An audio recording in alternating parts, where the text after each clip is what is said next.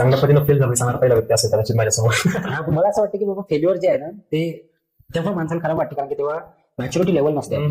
पण ऍक्च्युअल जोपर्यंत तुमच्या लाईफमध्ये फेल्युअर येत नाही, तुम्ही स्ट्रॉंग होत आहे. आता मला माहित आहे मी 10वी 3 वर्ष नापास झालो, काय झालं? आता जर का मी कोणत्याही परीक्षेत नापास झालो किंवा त्यानंतर मी कोणत्याही परीक्षेत नापास झालो असतो तर मला काहीच फरक पडला नसतं. देवाच्या कृपेने मी त्याच्यानंतर कोणत्याच परीक्षेत नापास नाही झालो.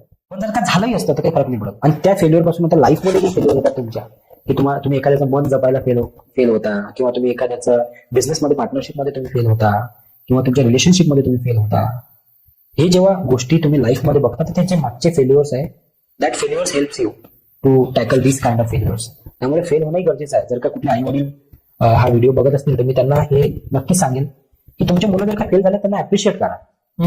बिकॉज फेल होतील तर काहीतरी शिकतील, त्यांचे स्ट्रॉंग बनतील अजून. आणि मला तरी असं वाटतं मी इथपर्यंत आहे की मी तो गर्वाने सांगतो की मी फेल झालो. मी प्रत्येक माझ्या बॅच मध्ये सांगतो, मी प्रत्येक माझ्या स्टुडंटला सांगतो की मी 10वी मध्ये 3 वर्ष फेल झालो आहे.